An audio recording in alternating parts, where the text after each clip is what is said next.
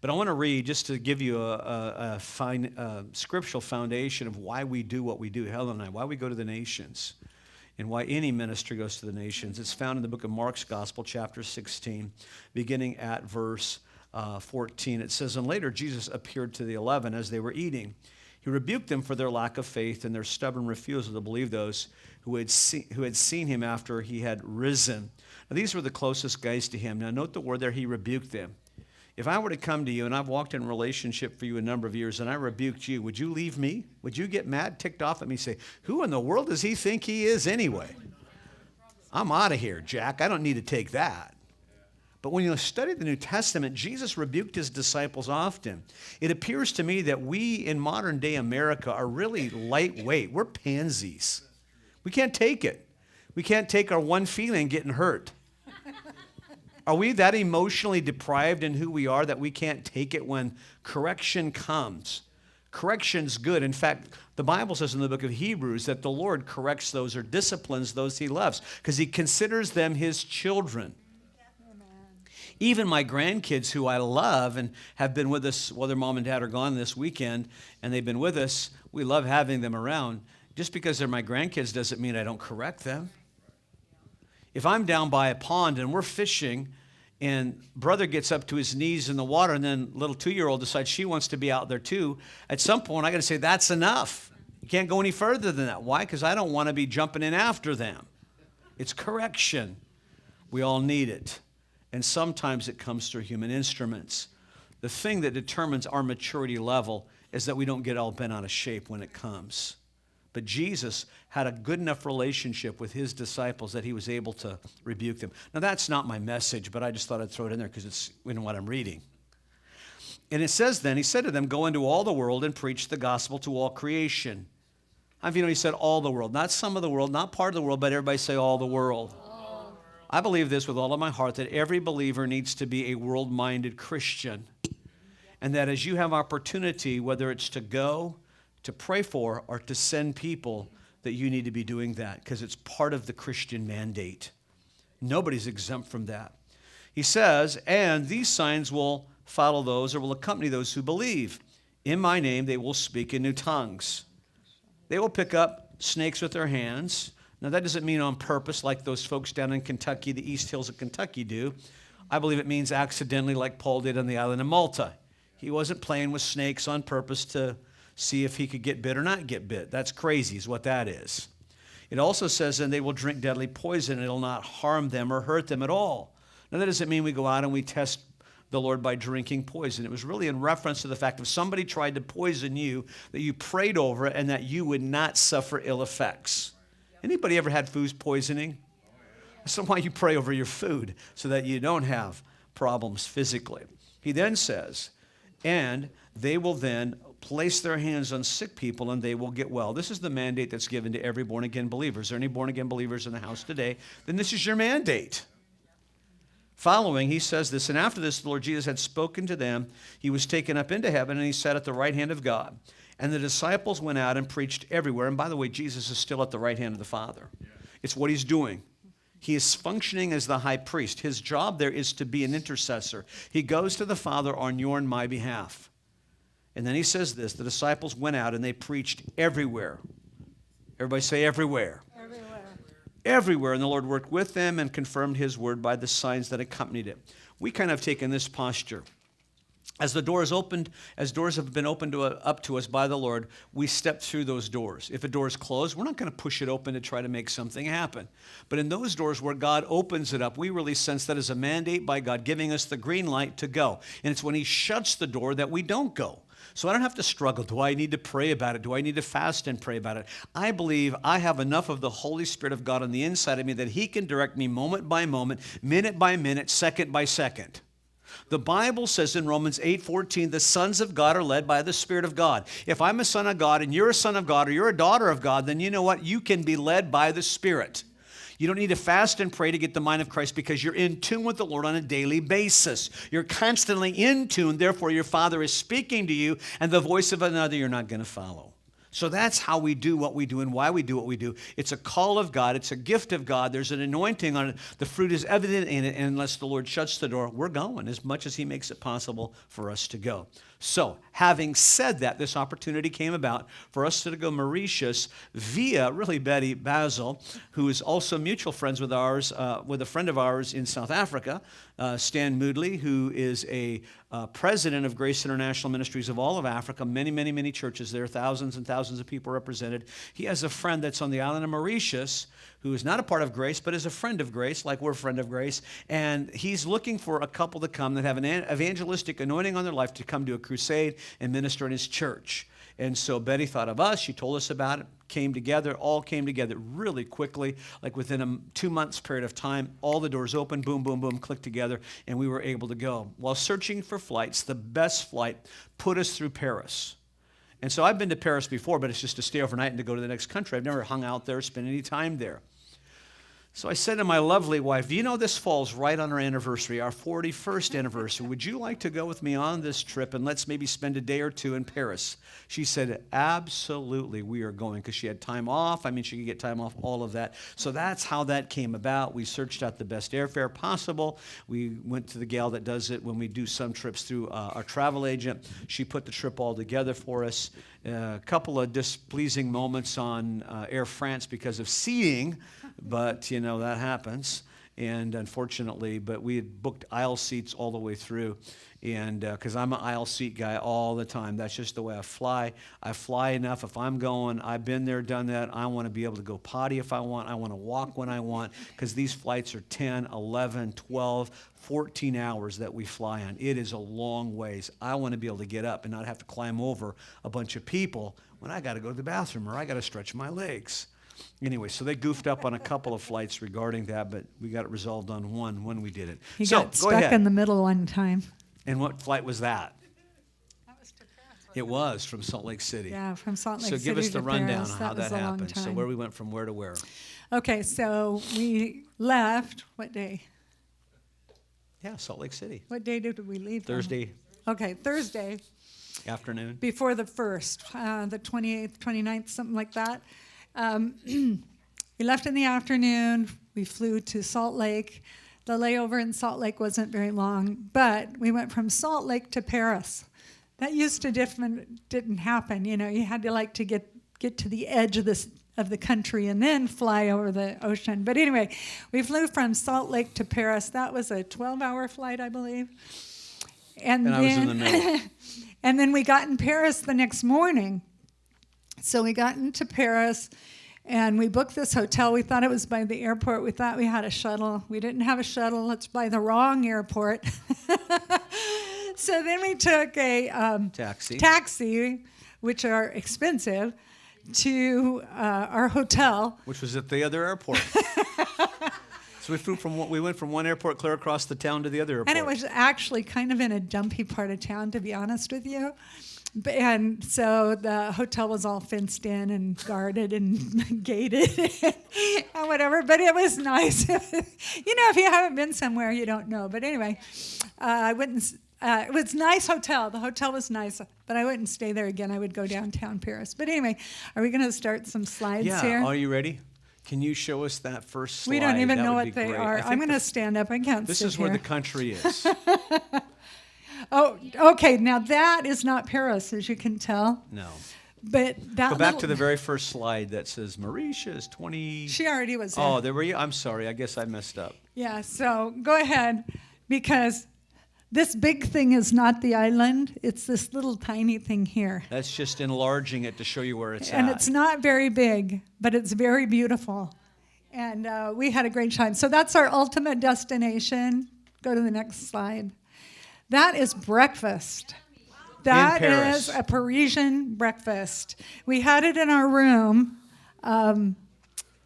Breakfast was included in our stay at the hotel. Yeah, so that was our breakfast. Lots of breads you can see, lots of jellies. Pastries. John just loves that. I do.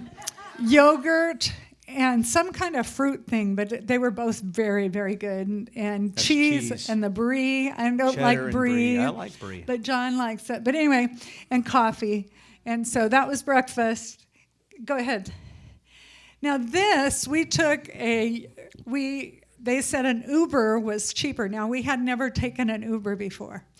And so we took an Uber from the hotel to downtown Paris to meet, we set up a 2-day guided tour because we hadn't been there before. So we want to make sure that we got to see lots of stuff. So we got there early and we're sitting on the bench at the corner of the street. But look how beautiful those buildings are. Aren't they just gorgeous? And this is about the only picture I liked of me. So I told John to put that in. But anyway, you'll see plenty of me that I don't like of me. But anyway, we're just sitting there waiting for the agency to open. And it turned out that John and I were the only 2 people on this tour with the tour guide. And so go ahead and go. There we are on the Segways. That's why, because nobody else could ride a Segway. So we had to learn how to ride those things. That was the first thing we did, was learn how to ride them. And I did pretty good until actually we stopped here. And basically the way you ride them is you lean forward if you want to go forward, you lean backward if you want to go backward. Well, anyway, we went to park them. This is the Seine River that flows through the city of Paris. And do you see that gold at the end of the bridge? There's a statue with a gold thing on top. On this bridge, on every corner, is one of those, and they all have different things. One's for fighting, one's for victory, one's for... Yeah, you're really messing things up with the camera, Helen. Oh, I am? Well, it's too late now. It's the way it is. Okay. What were the other 4? What? Arts. Arts was one. Anyway, on Arts and crafts. every corner, and look right here. This is gold. Isn't it beautiful? Anyway, so at this bridge, though, we parked our Segways to get off and talk with our tour guide. And when I got off, I had a hold of the handle and I pulled it right into my leg. First thing, day 1. So then my ankle swelled like crazy and everything. It's not an excursion unless Helen has an incident. That is true. Go ahead. Next picture. Okay, now there's a couple things here. Do you see that gold thing behind that building? Sticking up in the air. Right there, that's it. Yep. Napoleon Bonaparte is buried right in the top Directly of that below thing. that. Right below it. So you can go up into that. We didn't do it, but you can go up into that gold piece on the back side, and it is the what do they call that? It's the invalid home. But that's she not was what calling they call invalid. it. Oh yeah, it's She goes, "This is where the invalids live." I go, "What?" We couldn't the figure invalids. What do you mean invalid? They call invalids invalid, so it's a matter of speech distinction. So when they would come back from war or whatever, they would, on the other side of the building, you didn't put that one in at all? I did, but I didn't put it in. But it's actually longer than that, and that's where they It's house huge. them. On the other side is for injured, invalids, people like that from the war. Still people there like that. And then on this side, this is the military side. And then those... That's actually a moat. Our little Segways are leaning against the wall, then there's a moat in between. There's no water in it now. It used to be, but they don't have any water in it now. It's not flooded now. And then we didn't get to see them, but on the lawn are bunnies. Yeah, they eat them. In battle time, that's why they were there. They used them to feed the people if they were under siege. If they needed them. So, those are cannons there on the wall. And those cannons aren't used, but they used to be. Okay. It's a very old building, by the way. Yeah. Everything's very old there. I can't see. That's an obelisk way over there. Oh yeah, the obelisk. One. That's the square. The square's been there for a long time. Before the obelisk was there, that's where they cut off the heads of Louis XIV. Louis XIV and Marie Antoinette. Right there in that square. And the everything's beautiful, to be honest with you. It's old, but it's very well taken care of. Go ahead. That's a little bit better of that fountain. We're kind of in the way, aren't we? Yep. Okay, go ahead to the next one. That's the That arch. is the tiny arch. This is the original Arch of Triumph. And Coming back from this battle. is straight, like if you were in the front here facing toward these people, that's the Louvre right there. And I think you put some pictures of that up there, didn't It'll you? be there. It'll come in. Okay, just go ahead. I'm just going to tell you what it is. And That's you, the oh, and Louvre. that's the other one. So It's the opposite direction from that arch. look how Straight away. huge that is. That's not even showing you The full. the full thing, because the original part is right behind the, what do you call that? That glass piece, that Pyramid. glass pyramid.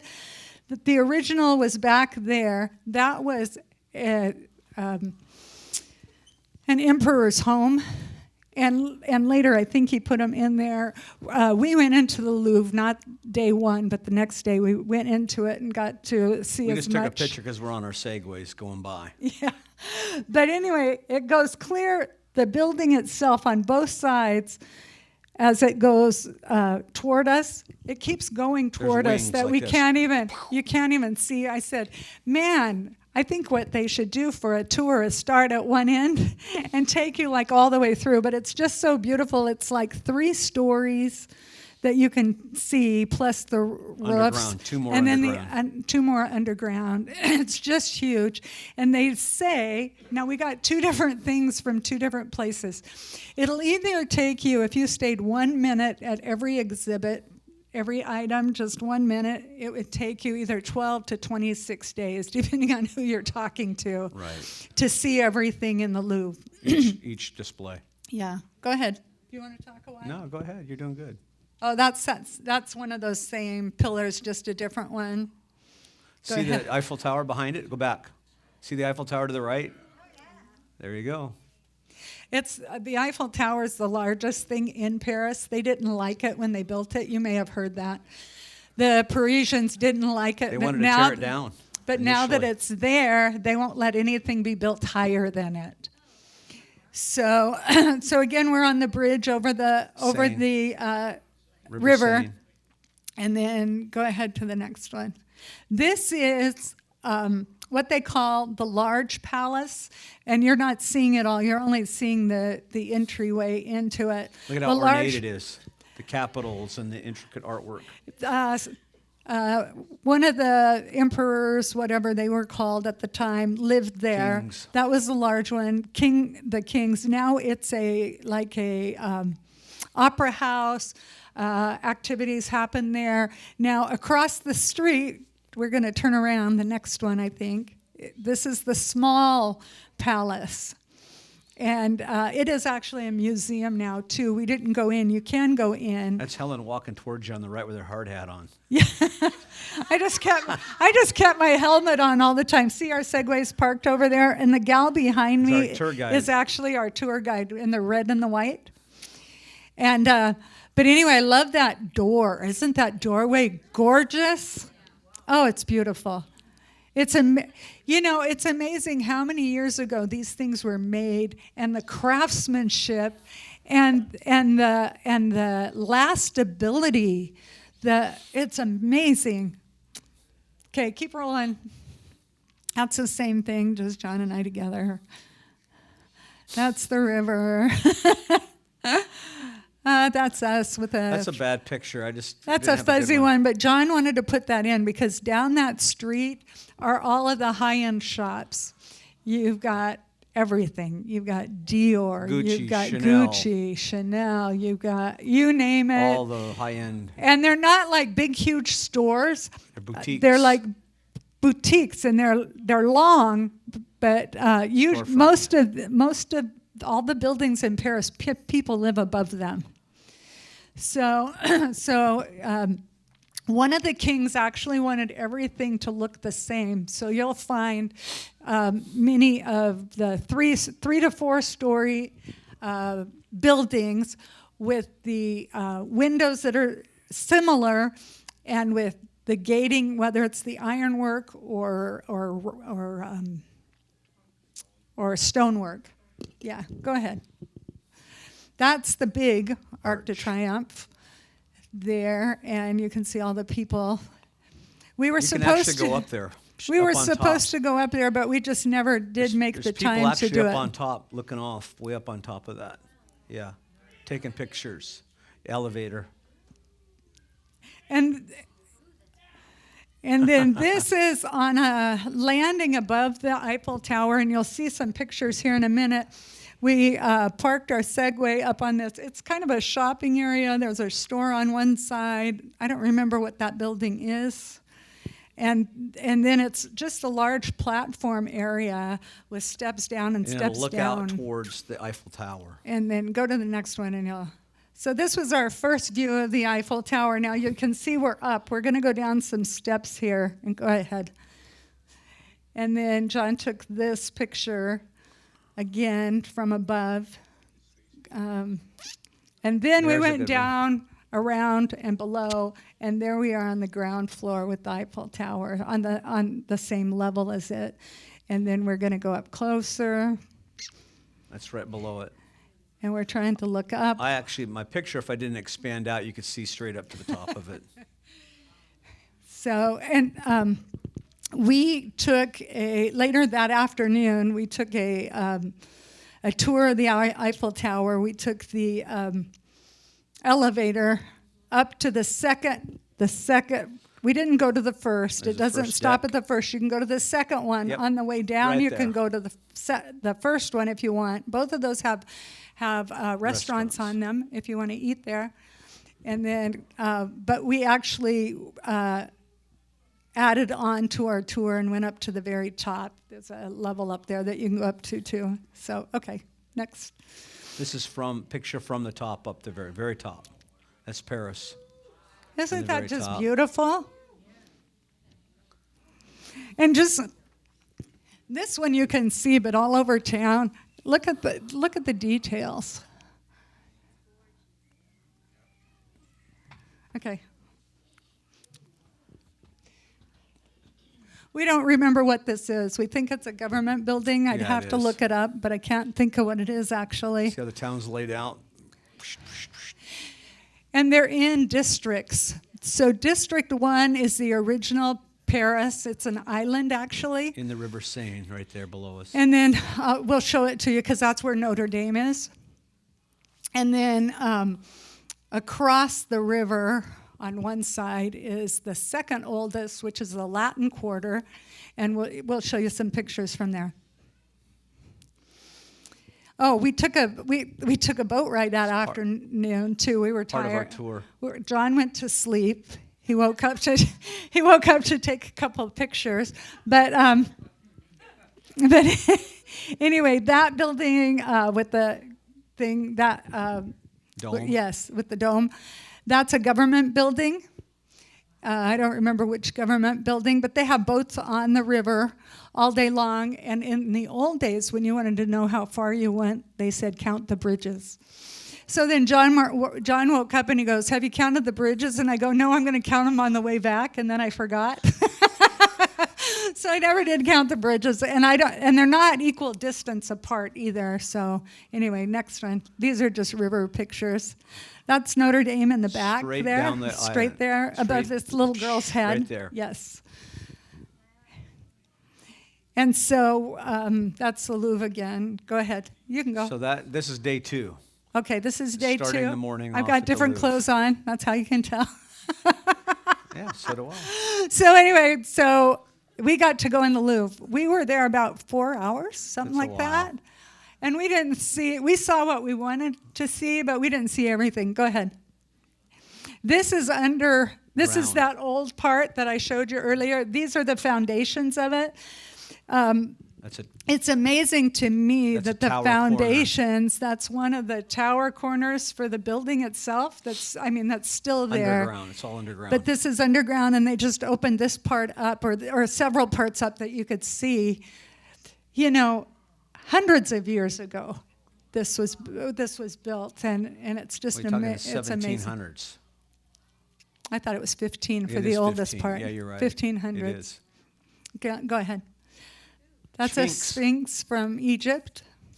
They have some amazing They have things Roman in there. artifacts, Greek artifacts, Egyptian artifacts. Go ahead. Gre- We are waiting outside. This is the busiest place. They have the Mona Lisa on display.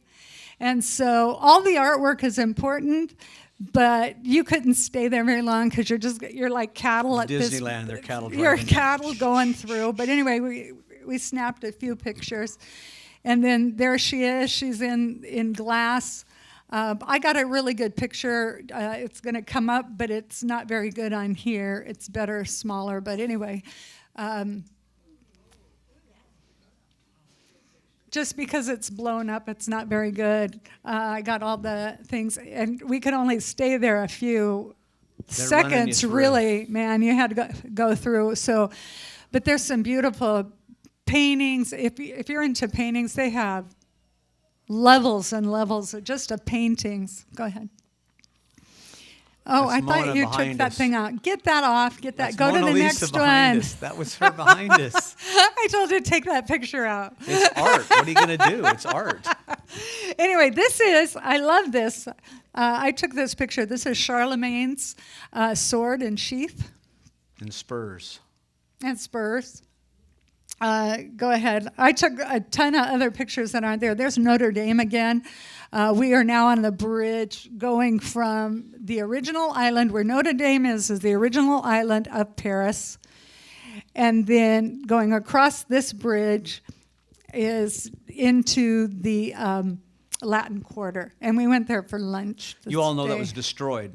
It took them hundreds and hundred years to build Notre Dame, and it was destroyed in a matter of a night and a half. Actually, It's being behind rebuilt right now. It's behind under these construction. trees, you can see the scaffolding and stuff. We went back there, but I don't remember. I think I took some pictures, but it's just Yeah, it was a terrorist we attack. have too many to go. But anyway, it's beautiful. That's the same building. It's the that's police that- building. Oh yeah, that's the police. That's the church. We're in the Latin Quarter. We're going to have lunch. That's our tour guide that day is Zippy. That's his name. In that pink. That pink thing. It's interesting. They have a lot of expats and people that come from all over. He is from. Luxembourg. Is that where it was? I don't think that was Yes, it. it But is. anyway, I'm he's from helping there, him. and then the other gal's from Brazil. The little gal that was our guide. Yeah. So And a lot they of live people there. come from her. But anyway, that's a picture of a church that we're going to have lunch nearby. Keep going. Now that's the back to the obelisk square from a where different angle. He had his head cut off, and Marie Antoinette. It's also where they had the guillotine during the Revolution. They chopped many heads off there. Keep going. And this is where we had lunch on the second day. That is a typical French Parisian style of restaurant right there. Kind of a bistro, everybody out front type of thing, and the kind of food. We actually had a beef, what is it called? Beef bouilla buzzla bomb or something like that. Yes, beef that's bourguignon, exactly thank what you. we had. And you know what beef bourguignon is? Beef It's stew. beef stew. That's what it is. Basically, it's beef stew. I'm going, what the heck? This is beef stew. And it was delicious, though. It was all right. It was good. I said, bring a can of Denti Moores and cut it loose, and you got it. Keep going. And not only that, but we're non-drinkers, right? But part of our deal, they brought us out some wine. We couldn't even give it away to our neighbors. They thought something was wrong with it. We're Americans, like, oh, I'm not touching that. This is now Mauritius. I'll take over and get things cooking.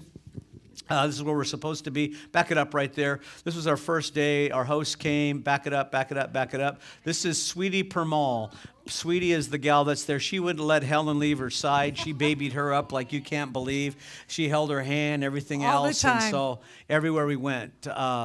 Anyway, this is their mall. I felt like little kids, you know, Yeah. when you had your girlfriend and you'd hold hands everywhere. She's just a sweetheart. Bagatelle Mall. This is right next to our hotel. It was adjacent to it, so you go from our mall right into that. So they came and got us. We had supper that night. They had done a marriage seminar with another guy from the Church of God. He had come and he'd flown there to do a marriage seminar. They'd completed that, came and got us, took us to supper that night. And this is afterwards. We're getting ready to go back to our room.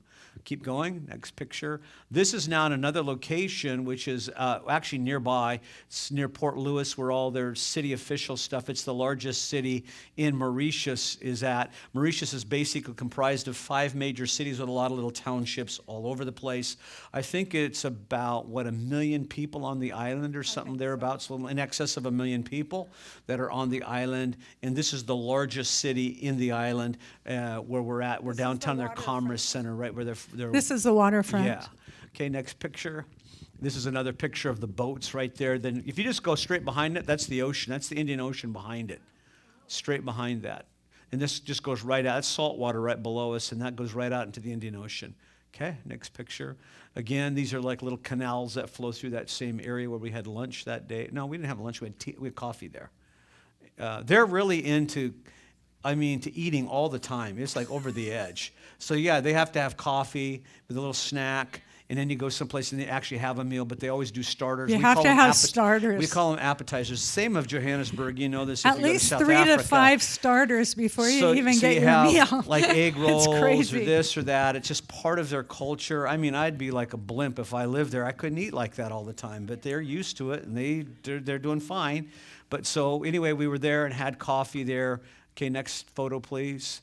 And this is they call Grand Bay, which is up on the north part of the island. That's a cove right there. This is where we Grand had Bay. lunch. Grand Bay, thank you. I was trying to put the French spin on it, Grand Bay. But anyway, so this is where we had lunch, looking right out from our We're lunch in place our here. we're either in the restaurant or Looking we're out on the right on the edge. beach because we did go walk on the beach, and because of slamming my Leg. that Segway, my ankles both were so swollen. They sometimes swell when I fly anyway. But anyway, the one was so swollen. Sweetie goes, "You've got to put your feet in the water, in your water." So I did, but the water was warm. It wasn't cold. So by the way, this is their winter. It's their winter right now, and they'll start going into spring now. Like we're going to go into fall, they'll go into spring. So this is like 75 luscious hot degrees. It on was a so winter day, nice. on a winter For day. winter, it was a great time to go, actually. Okay, next picture, please. Okay, that's Sweetie right there. That's really her name, Sweetie. When I first got the email from her and her husband, I'm going, what the heck is Sweetie? Is this her nickname or what's the deal here? That is literally her name, Sweetie. Sweety. That is her name, Sweetie. And her sister is Lovna. Lovna. Yeah. Okay, go ahead. That's Kevin Permal. He's a Rhema graduate, went over to South Africa, Johannesburg, and attended. Rhema, by the way, is huge in Joburg. We've been to their property. It is absolutely gigantic. Ray McCauley founded it many, many years ago, came back from the States and graduated from Rhema Bible College, went there and founded it, and now they train people from all over. He was there, very comfortable, wanted to stay there. God says, no, you go back and you plant a church. So 20 years ago, they planted their church, their original mother church, and now they are 30 churches. They're like a mini organization. And they did it over 20 years ago. He and his wife, they planted it, and it's grown. They have a church in the U.S. now, going to plant another one in the U.S., and they also have one in Madagascar. We'll show you the pastors of that one. There's 8 churches in Madagascar. Yeah. It's an outreach from them. their ministry. So they have like 30, what they call branches. We would call them extension churches. They call them branch churches. So next picture, please. So that was my lunch. Somebody wrote back to me and says, "How is that?" Everybody says, "No, that was mine. Those are prawns. Those babies are full size." And I ate every one, I'm proud to admit. At first I saw it and I go, man, that's the Tower of Terror. How am I going to work through all of that? But anyway, those are chips below it, which are basically gigantic French fries. And so I said, this is like eating a lobster at Red Lobster. Red Lobster, they have a lobster. It's about the size of a prawn. These are the real deal, so they're delicious. Very good. Next picture, please. This is now on our way to go over to the other location where we're going to stay at. So we spent the first part of our stay at Bagatelle near Port Louis, which is the major city. Then we moved locations to a beach place near where we were going to be preaching at and ministering at. So this is our first day. We actually went to their church and we preached in their church. It's a deliverance meeting on a Thursday morning. And it's like a service. So I go, what am I preaching deliverance? What do you want me to preach? Yeah, preach whatever you want to preach. So I got to tell you, I took notes. I always take notes wherever I go. But a lot of times what happens, whatever comes on me, I just abandon the notes and I just go full bore, whatever God tells me to preach, and I'm just full tilt, full of the Holy Ghost, with authority, preaching extemporaneously. And that's how I preach when I go overseas, because God's allowed me to have so much memory of Scripture and stories ingested that I just preach the Word, and it just comes out, and God just honors His Word. And he only had 1 point that morning. Yeah. Yeah, so it's pretty, yeah. So we're on our way now to the church location. So this gives you some idea of the topography. It's very mountainous along with a beautiful coastal beach. Next picture. And they have a lot of sugar cane over on Yeah. the left. Yeah, one of their main exports. Next picture. This is a Hindu temple. They're everywhere. One thing about Mauritius, it's very, very heavily populated by East Indians. So I asked how they got there, much like they got to Durban and other parts of South Africa. They were indentured servants when they came, basically, is how they got there. And basically now they've taken over in a good way, not in a bad way, but they've become before they couldn't, there were certain things they could not do. Now they're allowed to own businesses and property, and they have flourished. They're great business people. And so this is a Hindu temple. Look at all the gods. In India, they have 330 million gods, and you better not offend any of them because they could come back and reincarnate into something else. So this is a picture of what all temples look like in India as well as in Mauritius. And there's a lot of these around. Next picture, please. This is a stretched out picture of a Muslim mosque. I had a tower going up, but I couldn't fit it on the paper, so I just stretched it. But this is a Muslim mosque. This is a turret. They go up there, and they do their call to worship in the early morning hours at 4:30, 5 o'clock in the morning. I remember I was in Joburg a number of years ago, and I was at my friend's out in Lenasia South at the edge of Joburg, and at 4:30 in the morning, I heard a call to worship.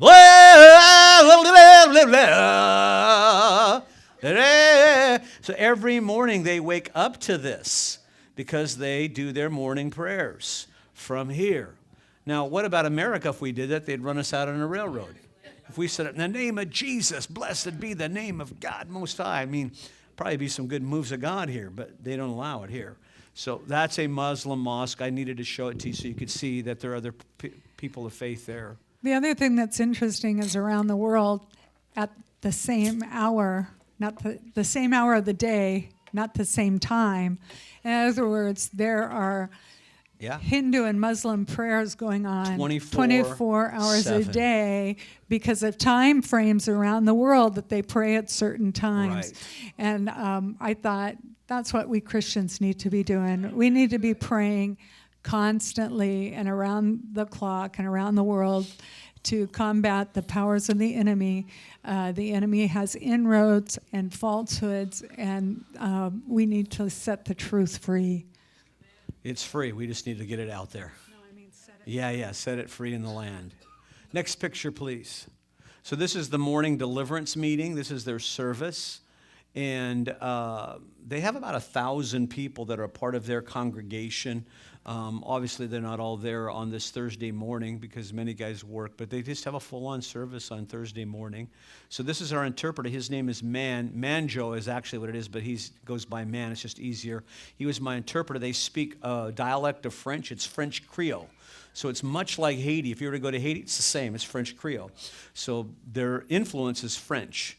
It's where their language basically comes from. So they're basically all, most of the people of Mauritius speak 3 languages. They speak French Creole, they speak English, and they speak a native language, often a Hindu language, their Indian language. So some will speak other languages, some even Portuguese, because the Portuguese were those who originally founded it and established the influence there many, many, many years ago. Any other comment? So here I am starting off preaching on their Thursday morning session. Next picture.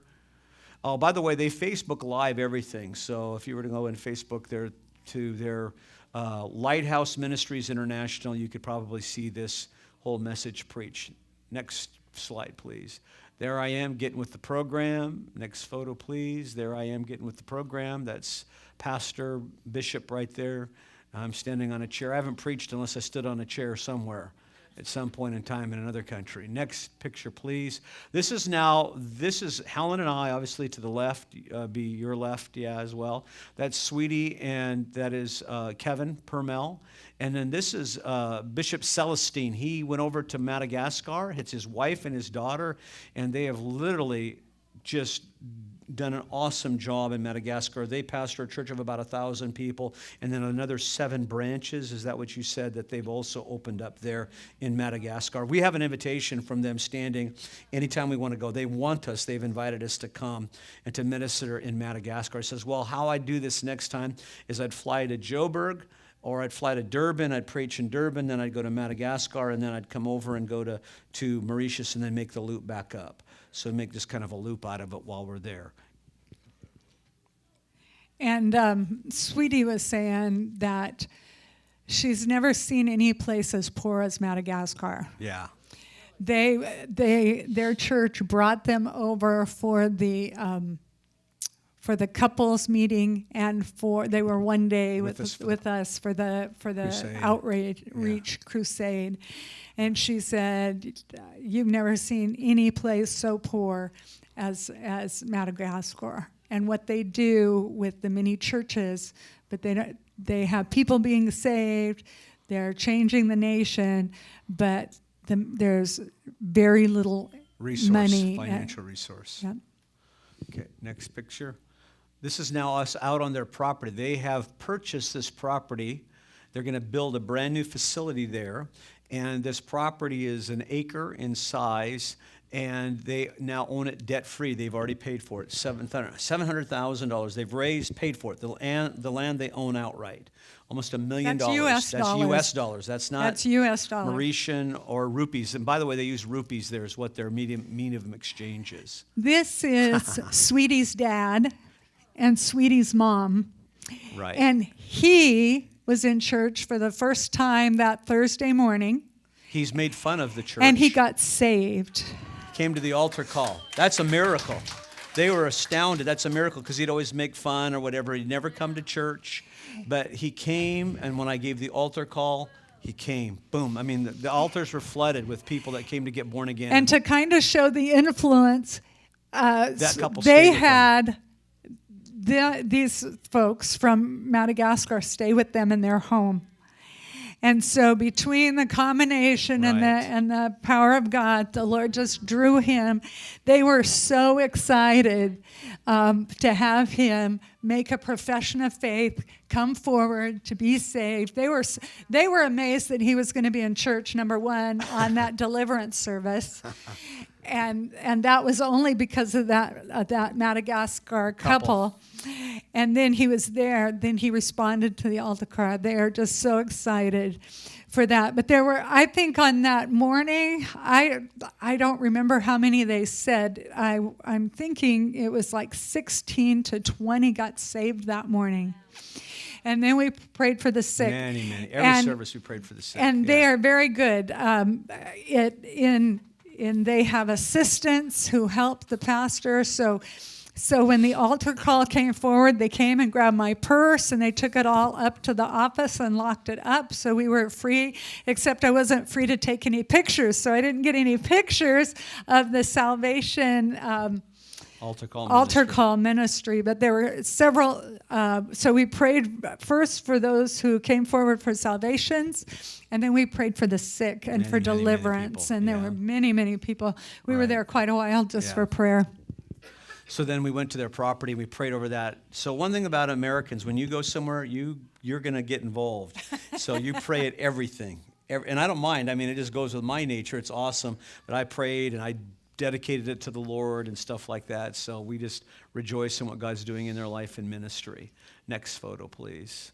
This is us now at lunch. Now we're going to a different hotel where we're going to be staying at. They're taking us there after the meeting to change locations. We're going to be at the beach. And this is Sweetie and Kevin. We're going to have lunch together. Next picture. And I couldn't get away from the prawns. I had to have them the next day. This is sweet and sour prawns, Marilyn. Delicious. No, I didn't. Sorry. We'll have to make our own. Next picture, please. This is our room, and that's our double beds. This is Ricky and Lucy back in the 60s. Couldn't even sleep together because those are two totally different beds shoved together. But that's our room. And they're sheeted separately, too. Yeah, you can see it. Everything's separate there. And then there's picture. a big blue thing that you put on because comforter. all that's there is the bottom Sheet. sheet and the top sheet. That's it. And then elsewhere is a big comforter, 2 blue ones, one for each bed that you had on there. Next picture. There's the closet in a different angle from that angle looking out the window. Next picture. That's looking out the balcony. That's the Indian Ocean right out there. Next picture, please. There you go. There's the Indian Ocean. That's the glass bottom boat that we never got to go on. They claimed it was free to the guests, and every time I went down to try to get us a trip, it never seemed to pan out, so I just snorkeled instead.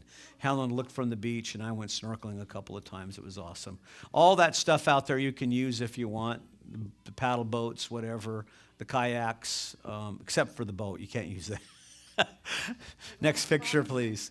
So now we're getting ready to go to the meeting. The meeting we're going to is called Bamboo. It's a meeting to the west, and it's kind of a dry area in terms of spirituality. It's a very tough area. That's why they organized the outreach there. And so we were going there, and this is on our way there. It's starting to rain, getting nasty that day. Next photo, please. Somehow we end up back at our hotel. That's another picture of our hotel. Next picture, please. This is the meeting the first night. Now, they do things very prim and proper. This is an influence, I believe, of the French. Everything's very organized. It's like, down to who's doing what, how, why, and when, the time frame, everything, who's going to open in prayer, who's the next person going to come up and do this, who's going to take the offering, who's going to do the announcements, and they involve everybody, and so and so and so and so, and they announce them to the next person, and it's just a big parade. It's a big parade that comes up there. Helen really liked it. This is like the awards, you know. I like actually like it. If you're going to an awards ceremony, it was kind of like that, so it was very special. They're and then all there's dressed 2 up. people always. One speaking French and English, English. and the other one's speaking that French Creole, because there's so many people who speak different languages. Yeah, that's a pulpit designed just for this meeting. So these And are notice the other two big bicycle tires and 2 pulpits. And look up on the wall. There's bicycle tires with that's the flowers motif. in it. That's all the motif for the meeting, was this whole bicycle thing. Even here, it was just beautiful. Actually, even right here. Yeah, That's a a bicycle rented. tire. Right behind her head is a bicycle tire. There, over on this side. And they're just beautiful. Yeah. So it's a rented facility. It's like their multi-purpose city, the city of Bamboo's multi-purpose facility, like their little mini civic center type of thing. So that's what that is. So it's rented. Yeah. So this is another couple. Next picture, please. This is them honoring their pastor, bishop. They honor really well. They understand the power of honor and giving gifts and honoring people. And so that thing is a platter with gifts on it that they're giving and honoring the bishop and his wife. There's a thing, and then you see behind there's another gift on a platter. So that's what they're doing. They honored us. They gave us a thing too as well. They always put the gifts on a platter. They always bring it out. Yeah, it's very formal. dignified, yeah. Yeah, very nice. Next picture. That's me in a suit. That's my next interpreter. Each time I preached, I had a different interpreter. So anyway, next picture, please. There I am. We're getting with the program.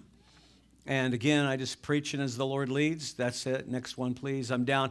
I don't last long on the platform. It's too far away from the people, so I'm up close and personal. I even blew my hem out on my pant over there. I don't know what happened. I stepped on it and messed it all up. But anyway, so we're preaching. Next one. And this is the altar call now. People are coming forward and getting right with God and getting healed, set free and delivered. We're ministering to them. And they have a guy that walks around with this big jar of oil like this for me. Everywhere we go, it's like this big thing of oil, and they want you to anoint him with oil because of the symbolism. So they're really detailed and have it down pat. It's great. So we're ministering. This is the first night of the crusade. Keep going. This is me ministering to those people there. Next picture, please. Again, more ministry. Keep going.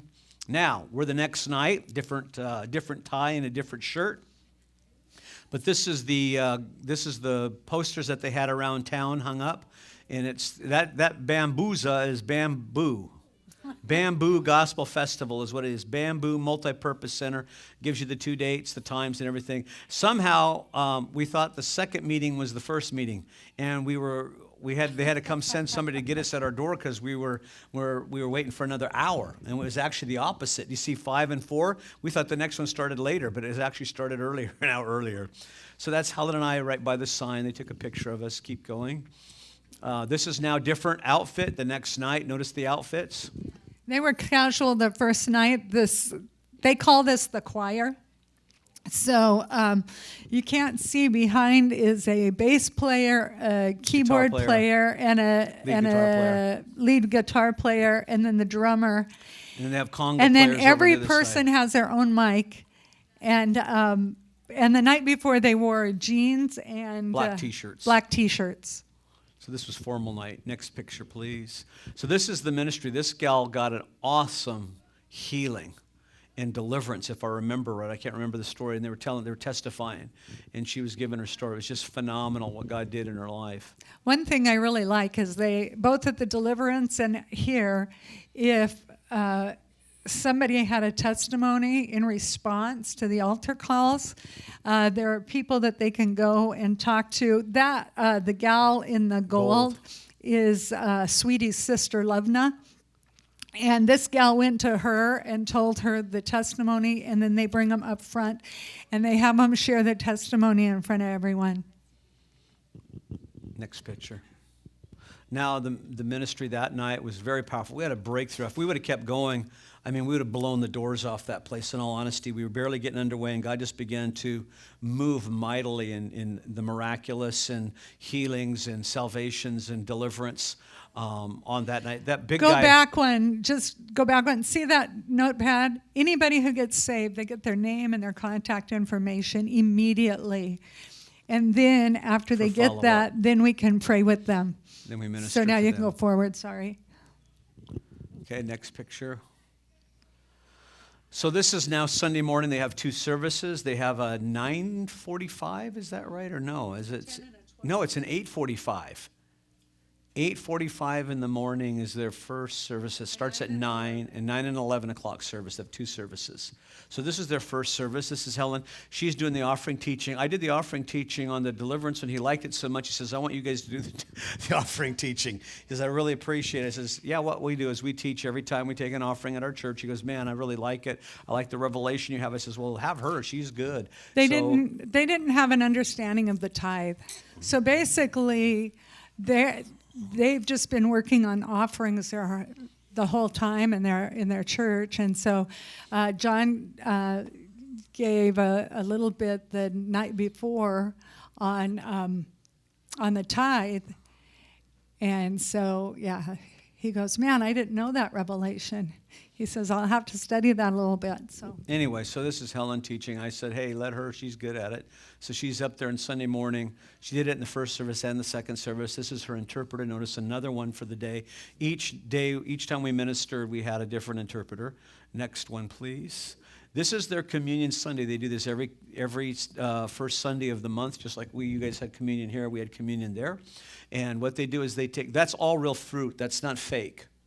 That's like, if you're looking at grapefruits, you're looking at lemons, limes, figs, grapes, persimmons, pineapples, pomegranates. And so it's amazing. And behind that is like their cups. There's some cups and there's juice there, and there's what they use. They use basically what is called roti. Anybody know what roti is? It's an Indian food. I love roti. It's awesome. It's basically like a tortilla, Indian style, is what it is. So I'm laughing. I says, oh, you guys are using roti for communion, huh? And they go, yeah.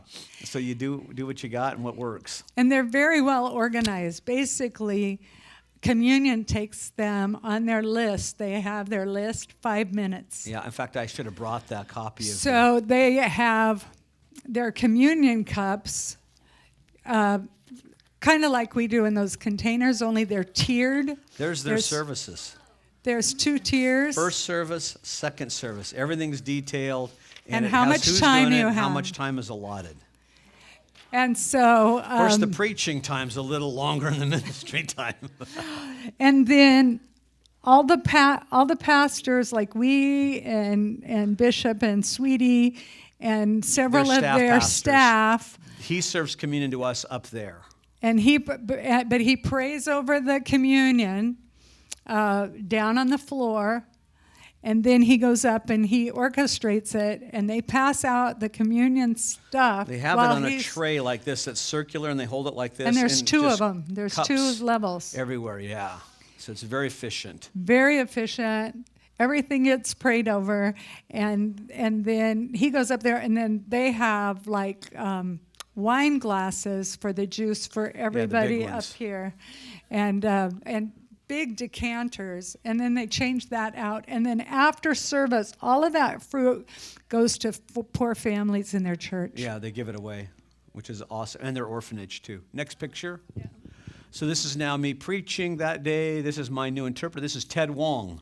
He was my interpreter. So we have Indians, we have Chinese folks, all different nationalities that are represented. Next picture, please. This is their Sunday morning service. This is their first service, which is actually larger in attendance than their second service. That guy there in the yellow suit, he's a pastor. Next picture, please. Just another shot, a little bit blurry. That guy right there in the orange shirt, I'll tell you about him in a minute, because we'll have a picture with he and his wife. That's his little wife right there in the forefront towards us. And this is the French service. The first service is the French Creole. The second service is the English service, and there are more people in this service than the second service. Yeah, next picture. So this is us. This is a minister. There are like 24 of them in the entire country. He's one of them. He's very influential in the fact that he has 13 positions that he's responsible for, and he's a full-on Holy Ghost-filled Christian. And so he catches a lot of flack in the country. In fact, the Pope was there on Monday. The next day was Monday.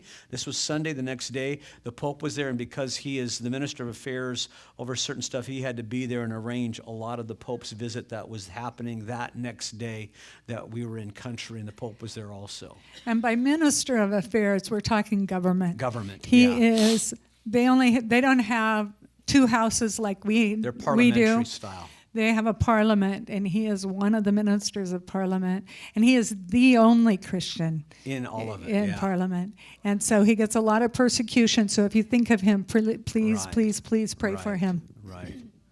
I'm trying to remember his name. It's unique. It's like Stephen is his real name. Stephan is his real name, but how they pronounce it is totally different, so you would never know that. That's his little wife to the right. Next picture, please. There's Helen doing the offering teaching again. Next picture, please. There I am preaching. This is now second service. Next picture, please. This is the second service attendees.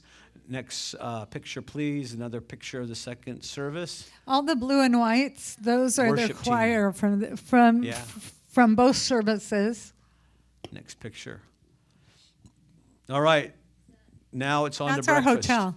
This is where we stayed. This is a breakfast there. Their bacon is always undercooked. So I'm scrounging through the bacon pile to find the most cooked bacon, and they always undercook their scrambled eggs too. So I just have them cook mine over easy. I don't want scrambled. I want 2 eggs over easy. Yeah, 'Cause they're really everything is- undercooked. They're like mush. They're not. They're like a mushy oatmeal texture, It's very horrible. watery kind of. It's. We made the mistake of getting that. There's a lot of fruit there. Fruit is awesome. They have fruit every meal. It's wonderful. Yeah.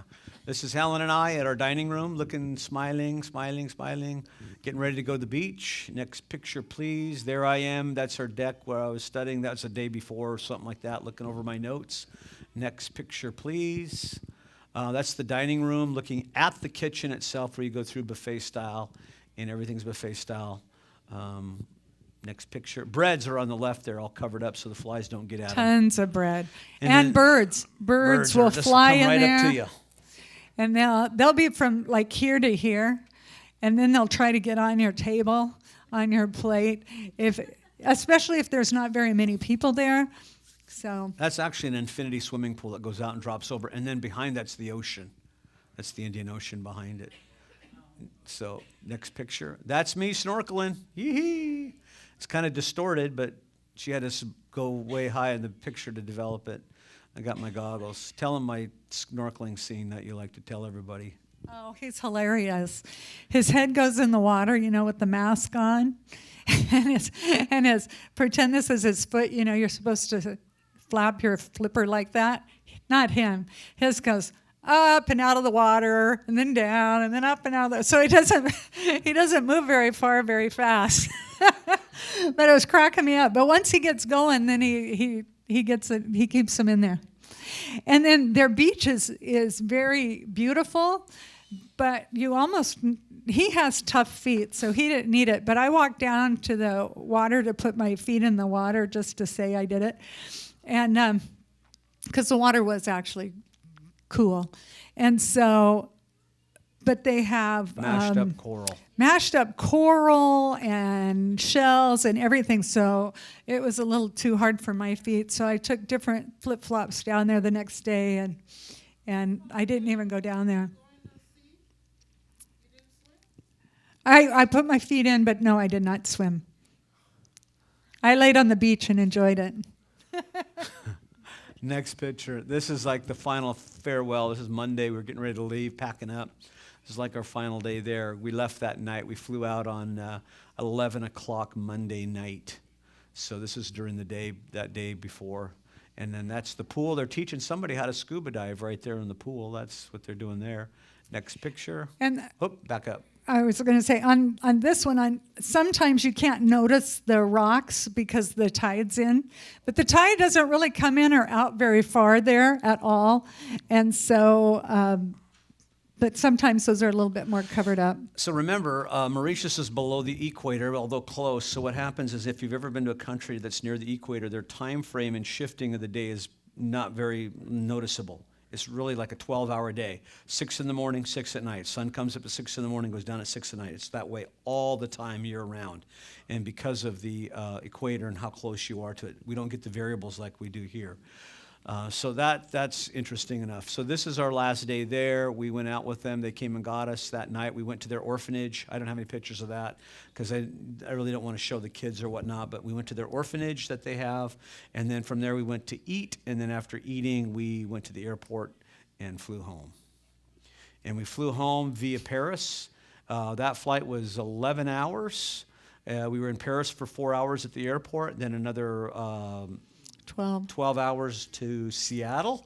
And then here's us flying into Seattle. Right there, that's the Space Needle over there on the right. Helen took it. We're coming into the Seattle.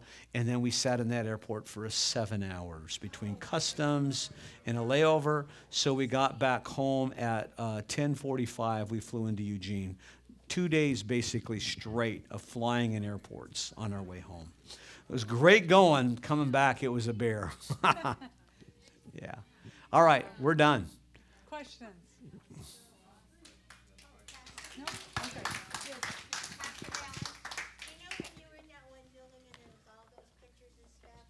I was amazed that you could take pictures because sometimes they ban it. No, they allow you to take pictures in the Louvre. And No flash. No flash, but you can take pictures. So, but if you get a chance to go there, actually that was John was very happy that we got to go into the Louvre. That surprised me actually that he wanted to do that. I love history. It is. Artifacts. Wow. There are 3 wings of that. So, and then there's 3 floors in each wing.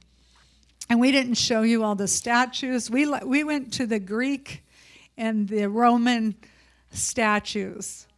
So that's one of the things we wanted to look at. I like statues anyway, and paintings. I can only take so much of paintings, but they really have some beautiful stuff. And the only thing I didn't like about the paintings, everything else, the other thing that we didn't show you were, I have pictures of ceilings. Oh my gosh, the ceilings and the rooms alone, because those were actual castles and things. There's one, the whole ceiling's like gold. It is beautiful. And it's amazing what the Lord has allowed the creativity in people. And to see that creativity from years and years ago, and just some beautiful stuff. So the end result was 5 services. Of the 5 services, many, many people came to faith in Christ. Many, many healed.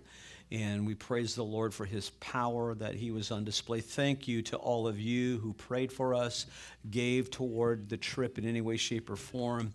And we give thanks and praise to God. It's a collaborative effort that we were all in this together. You did just like Acts 13. They laid their hands on Paul and Silas and sent them out to the work the Lord had called them to. You did that to us. We so appreciate it and thank you immensely. And so does the island of Mauritius, and the pastors are so grateful and so thankful for us being able to come and minister there. We have a standing invitation anytime we want to go back and minister there. So we give God all the glory. And I think I Give him the didn't get praise. real accurate counts. With the deliverance service, I think they were like pretty close to 20. 2 other services I know for a fact. In one, there was 11 people saved. In another one, there were 12 people saved.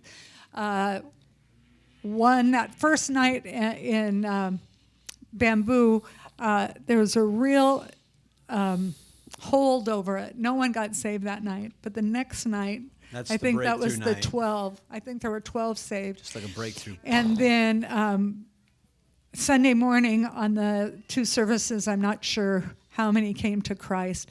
But let me tell you, you all have a part in that because you helped send us that. You get a reward for those souls too. Let's stand, shall we?